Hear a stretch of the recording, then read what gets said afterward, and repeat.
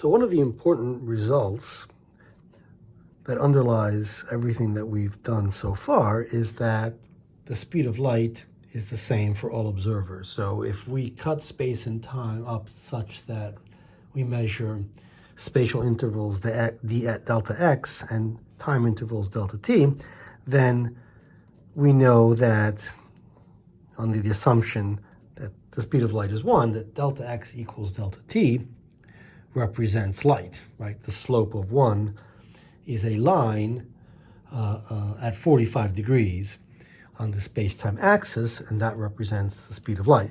This is also true for a moving observer, right? That's the point, such that c is the same from all perspectives. So another way of writing this is to say that if we square both sides, we get delta x bar squared equals delta t bar squared, or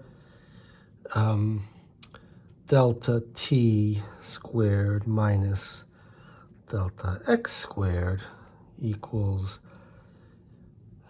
delta t bar squared minus delta x bar squared is equal to 0.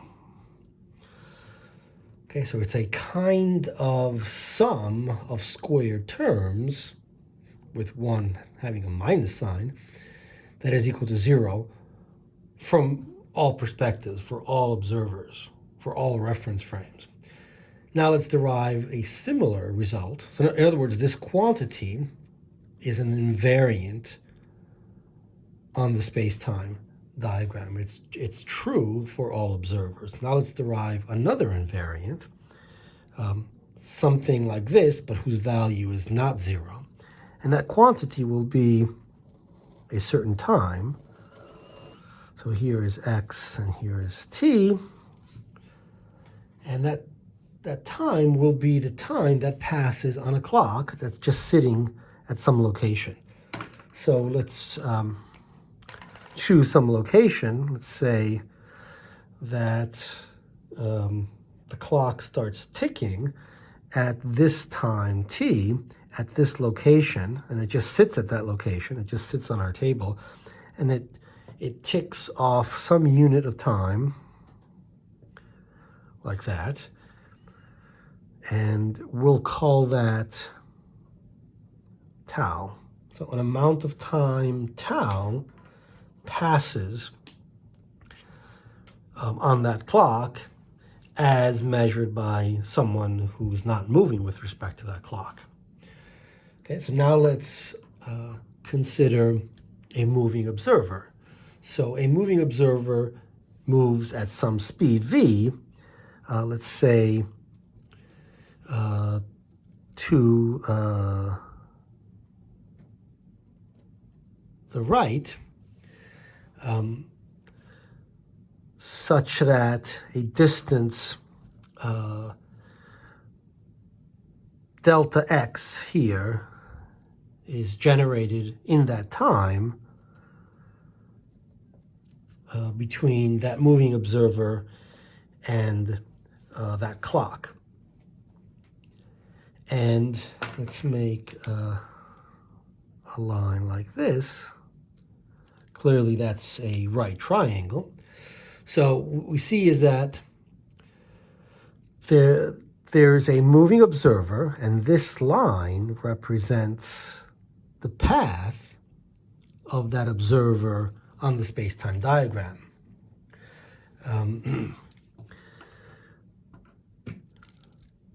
So that's the path of the moving observer, and that's the distance between the clock and the moving observer. But that distance is can be thought of as measured from the perspective of the observer that uses coordinates x, or from the perspective of the moving observer that uses coordinates x bar. And that's just a relative distance. So from the perspective of, let's say, us sitting here at this location, that distance is the distance between the clock and that moving observer over a time tau. But by symmetry, that moving observer considers this distance to be the distance between his or her reference frame and a clock that's moving away from that reference frame in the opposite direction. And so that distance is just a relative distance, so we might as well call it delta x bar, because that observer measures that distance, and that distance is the same as delta x. So let's put delta x there. Now, it's clear from the geometry that we have tau squared, Pythagoras theorem, plus delta x bar squared, or delta x squared for that matter. But we want to get a relationship in terms of barred quantities associated with moving observers, is equal to this red line square. So the red represents that distance, that square. So that relationship must hold because of Pythagoras theorem. But that line, that's just the t-bar axis, right? Because the t-bar axis is the line, is the space-time path of the moving observer. So this is, in fact, delta t bar. So what we have is that the time on that clock, tau squared, plus the distance between any moving observer and this clock, which with respect to those moving observers is actually what's moving, because they consider themselves at rest, is equal to the time that elapses on clocks associated with the moving observers. So that's the relationship that we get. And we can rewrite this in the following way. Delta t, actually I want to do a t here, delta t bar squared minus delta x bar squared. So it's similar to this kind of thing, except the value is not zero, it's some positive quantity. So this quantity, the time or the time squared that elapses on a clock that's stationary with respect to an observer that measures x and t, is a quantity that is also the same for all moving observers that measure delta t bar and delta x bar. So this difference, it's a sort of Pythagoras theorem with a minus sign, right, like we said here. It doesn't matter how slowly or how quickly the moving observer is moving with respect to x and t, the stationary observer, and that cuts space and time in this way with perpendicular x and t. So this is true whether this triangle is small, such that it represents small speeds, right, where tau is this, or large speeds, which is basically what that is. I can't make a triangle greater than 45. In fact, I have to make it less than 45 degrees for the hypotenuse. So that would be tau. And so this relationship holds for all of these triangles. And that means that there's an invariant quantity that's called a space-time interval. So this is the quantity that we have shown is true for all moving observers.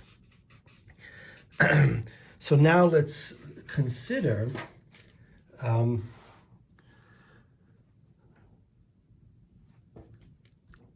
the idea that this is okay as long as our space-time is such that we can make these kinds of triangles anywhere we want. So, we choose a point here and light goes off at 45 degrees to the left and to the right. The same is true over here, the same is true over here, and so on. But when we get to general relativity, we'll find that something strange is happening and space and time over there will not be the same as space and time over here. And so we'll want a version of this. Let's think of a version of this relationship that holds only at one point.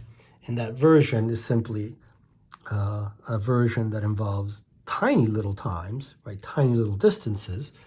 And so it looks like d tau squared equals dt bar squared minus dx bar squared, right? That's the infinitesimal version or differential version of this relationship. And another way of thinking about this is to write that d tau squared is equal to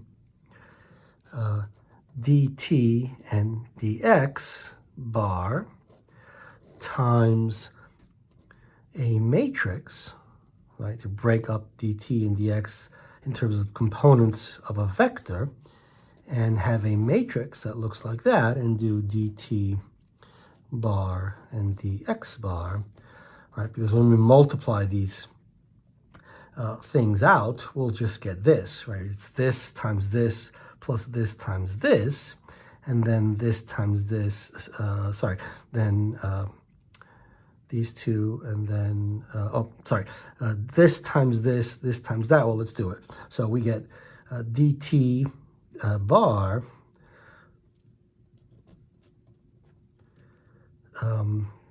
plus dx bar times 0, and dt bar times 0 plus dx bar times minus 1, which is minus dx bar, times dt bar dx bar, and that is dt bar squared minus dx bar squared.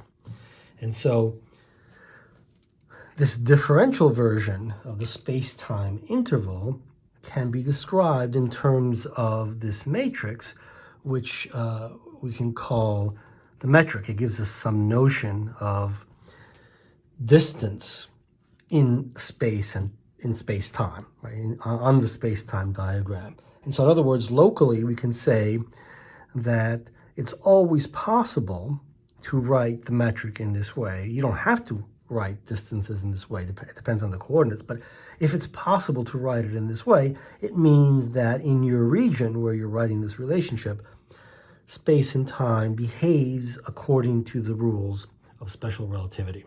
And we'll notice that globally, that will not be true. And that will translate into this kind of a thing not being able to be reduced to this kind of math.